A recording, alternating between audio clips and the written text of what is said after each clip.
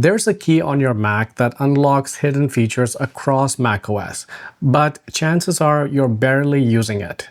That would be the control key. The control key is one of the most overlooked keys on your keyboard. If you've ever right-clicked a file, searched through endless menus, or thought there has to be a better way to do this, chances are the control key is your answer. So let's dive into some shortcuts and hidden features that will save you time, improve your workflow, and get you more out of your Mac. First up is hidden menus. In just about any app, when you scroll through the menus, there is actually a secret hidden menu right underneath it. To see these hidden options when you open a menu, press Ctrl. You should see some of the menu options change or modify.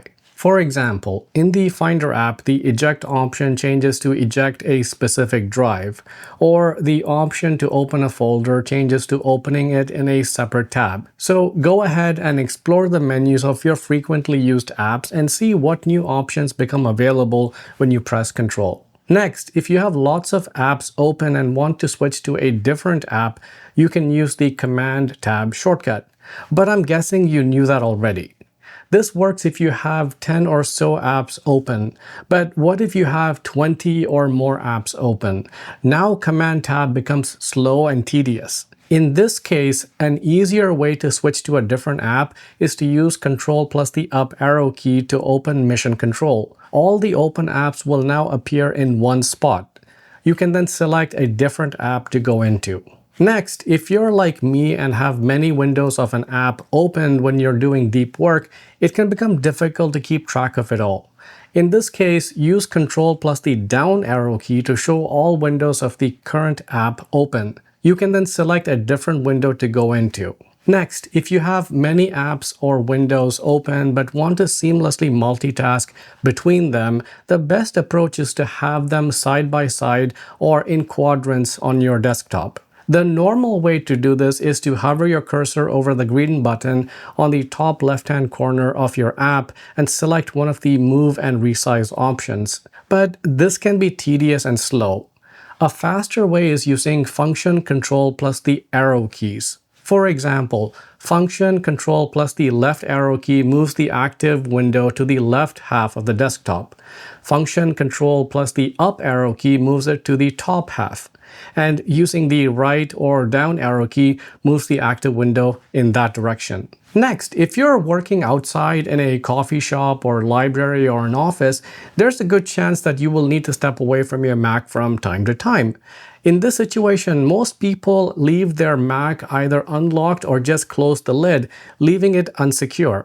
A quick way to instantly lock your Mac is by using the shortcut Control-Command-Q.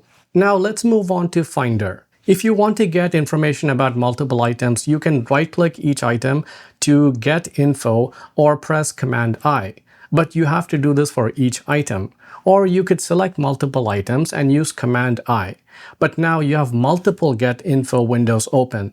If all you really wanted was a summarized view, this can become tedious quickly. So a faster method is to select all the items and use Control-Command-I. Now you get a single window with a summarized info view for all the selected items. Next, if you have a bunch of files, for example, a group of invoices that you want to place into a separate folder, the normal method is to create a new folder and move the files into it one by one. But this is slow and tedious, especially if you have to do this task often. A faster and easier method is to select the files and use Control-Command-N. A new folder will be created and the files moved into it automatically. It's a massive time saver.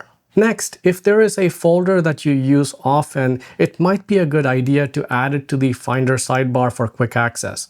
The normal way to do this would be to drag the folder to the sidebar.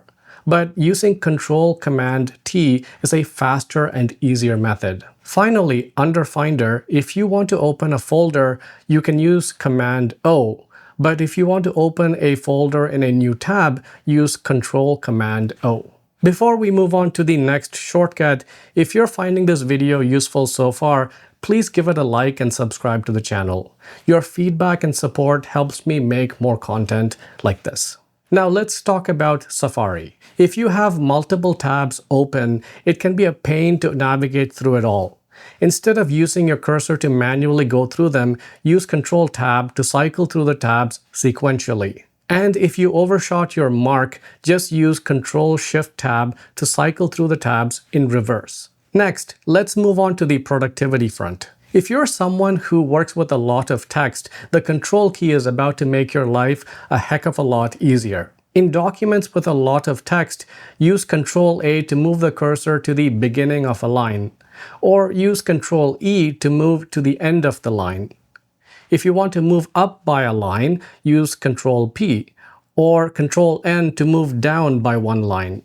Next, maybe you wrote a whole paragraph of text and later realized it has errors in the middle. To remove the errors, you can select the erroneous text using your cursor or trackpad and press Delete or Backspace.